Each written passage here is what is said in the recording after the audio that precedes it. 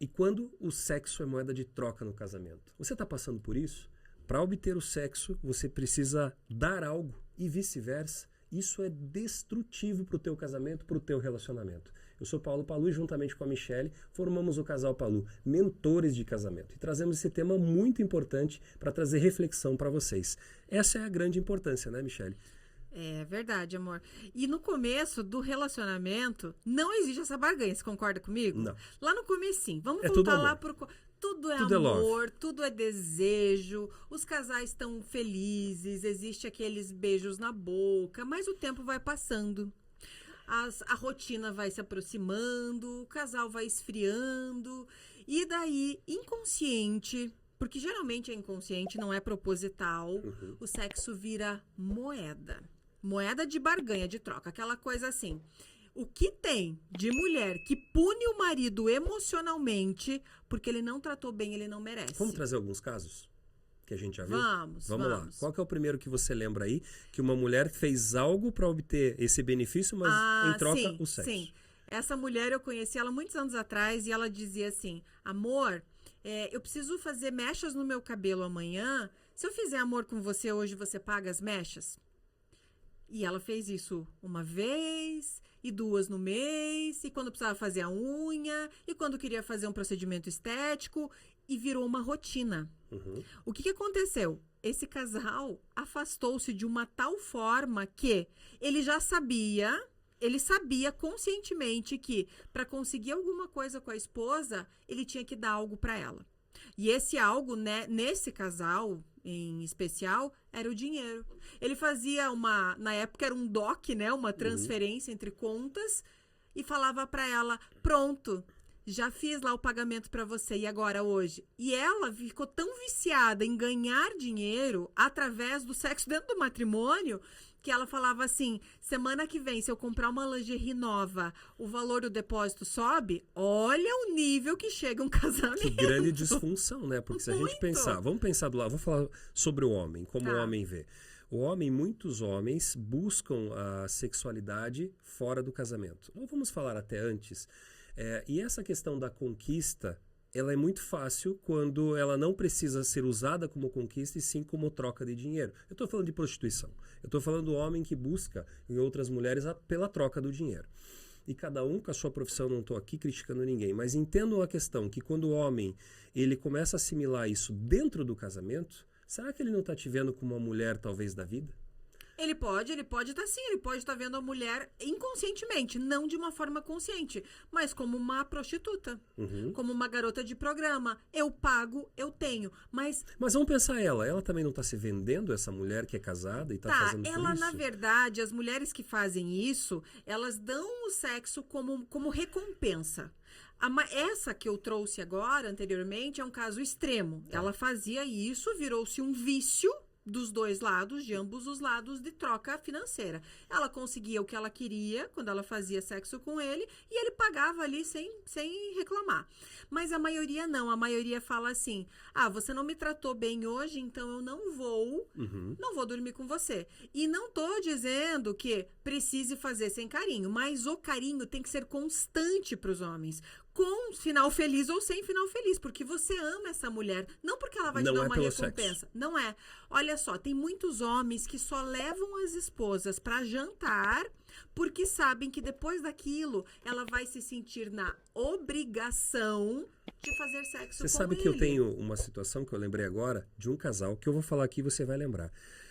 Que chegou a um determinado ponto que o vício era tão grande que ela reclamou que falava assim, ele só me beija quando ele quer ter uma relação comigo. Você lembra disso? Lembro. Você veja que chega ao ponto, você chega ao ponto disso que que eu acho que isso é uma das grandes consequências do relacionamento. Ele começa a esfriar porque você começa a não ter mais aquela coisa de conquistar. Você compra o que eu quero. Você não conquista é só mais. naquele momento.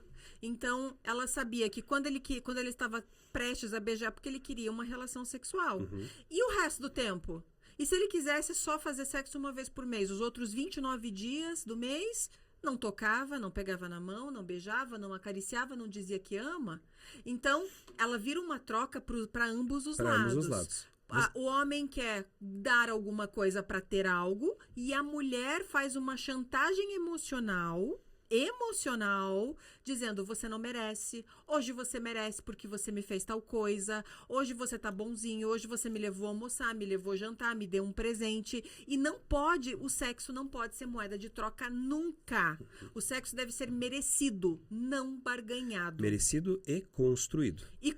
Quando a gente fala de construção, não começa meia hora antes. Não. Às vezes começa quando você acorda de manhã, às vezes 2, 3 dias antes.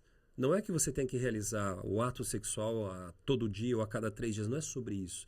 Ele pode ser feito 2 vezes ao dia, mas ele tem que ser natural, ele tem que ser construído. Porque a mulher depende emocionalmente disso. O homem não, o homem é o lado físico, mas a mulher, ela se envolve para a parte sexual a partir do momento que ela está emocional. Segura nessa parte sexual. Então, olha só, vamos falar das consequências disso. Quais são as consequências? E são drásticas para o casamento. O casal, quando começa a barganhar toda essa parte, eles se distanciam.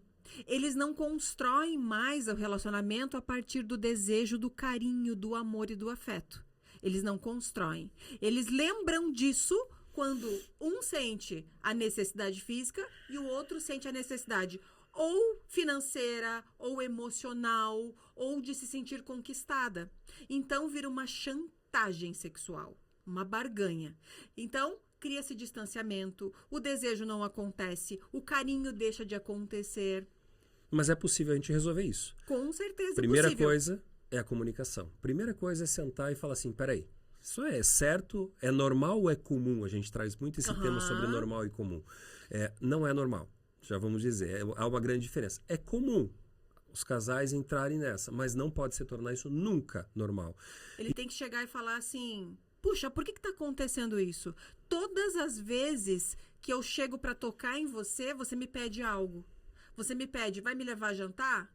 Vai me buscar? Vai me trazer um presente? Vai me trazer um chocolate? Vai comprar aquele perfume que eu gosto? Sempre tem a estar atrelado a algo. E precisa fluir naturalmente. E o porquê será que tudo isso acontece, amor? Eu acredito que é uma disfunção grande de uma necessidade de quando criança, uma falta que houve lá atrás, às vezes a falta de atenção, a falta de cuidado, o medo do abandono, ou às vezes a questão até do merecimento, de ser merecido aquilo ou não. Eu vejo que tudo se constrói lá atrás, a gente já sabe disso, mas a gente não percebe isso, mas o inconsciente vem e nos fala sobre isso, né? Exige dessa forma. Eu vejo que a grande questão dentro do relacionamento de acabar isso, de entrar nessa, é deixar aquele momento inicial da paixão se esfriar. Porque quando a paixão começa a esfriar, começa a subir o amor. Você tem que ter esse momento, porque vai acontecer isso. O relacionamento começa em alta e vai cair. Quando ele começa a cair, se você tem um pensamento de casamento, se você tem um pensamento de construir a longo prazo com essa mulher, a questão é, você vai ter que ter essa percepção que você precisa construir o lado amoroso. E o lado amoroso é todo dia, com pequenas ações, com pequenas atitudes de construção. Não por recompensa. Não por recompensa. Por amor, por gostar da pessoa, por estar ali com ela todo dia. E o sexo vai ser só consequência disso tudo. Então, casais, conversem, percebam. E quando a gente está dentro de um problema, muitas vezes a gente não percebe o problema. Então, busquem ajuda. Não é motivo de vergonha você mostrar a tua fragilidade, mostrar que você está perdido numa situação, num relacionamento. Existe terapia, existe mentoria, existe pessoas prontas para ajudar, prontas que querem ajudar. Que estão prontas para ajudar. Então, onde há amor, há vida. E toda mudança começa em você. Nós somos o Casal Palu e compartilha, encaminha para aquela amiga, para aquela prima, para aquela pessoa, para aquele casal que está precisando ouvir isso hoje. Até a próxima.